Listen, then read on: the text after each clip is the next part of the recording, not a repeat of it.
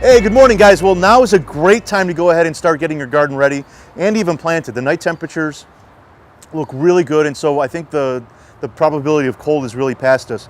So it's a great time to go ahead and just get everything planted. Before you go and plant, the first thing you really want to make sure that you do is go ahead and amend your soil. So if you have not done that before you do anything, that's really the most crucial step in the whole thing. If you don't do that, you really won't get the performance that you really want to get out of the garden. We've done tests before where we've amended half the garden and not amended the other half of the garden, and the results are staggering. I mean, literally 3-4 times where these don't even get off the ground if you've not amended the soil. So that's really the most important thing. And then another thing, we put this weed fabric down. This will save you so much work. It's worth its weight in gold.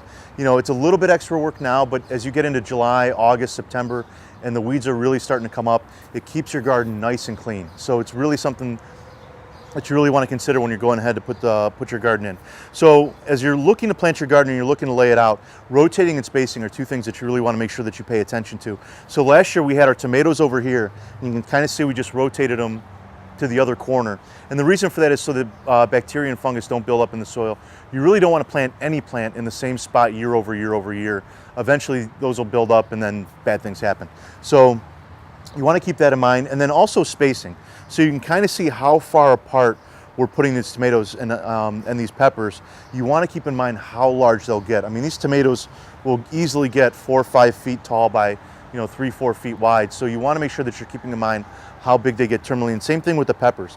So you want to make sure that you're leaving at least a couple feet between everything as you're going ahead to plant. And things that get larger, like zucchini, will get much larger than the average bear. So you want to make sure that you keep these a little bit more spaced out than you will everything else. And then as you're looking, we've got little cucumbers over here. Be careful with these and tomatoes, especially as it starts to warm up, they will get away from you. So you want to make sure you can, if you can, get some tomato cages around your tomatoes and some kind of support system, whether it's a trellis, whether it's a tomato cage around your cucumbers. That way they'll go ahead, and even some peppers sometimes as they get through the season will need some extra support. So you want to make sure that you're paying attention to that. So we mentioned tomatoes earlier. We've got some great grafted varieties, which are heirloom tomato stock on improved rootstock. They perform so well. So if you haven't tried them before, you want to make sure that you give those a shot. You'll see as late summer comes and as fall comes, you'll have green leaves from top to bottom, and the amount of fruit that they produce is incredible. So you want to make sure that you give those a shot.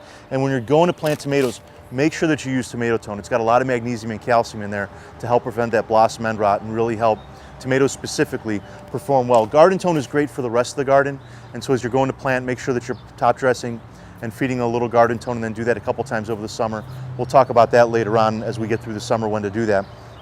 So make sure that you get that for your tomatoes, and then really just make sure that you're looking at spacing. When it comes to herbs, make sure again that you're leaving space. We've got parsley and basil in here. Keep in mind how large those plants get, and really stick to herbs that you know that you're going to use. The thing with herbs is you have to use them, and you have to continually cut them.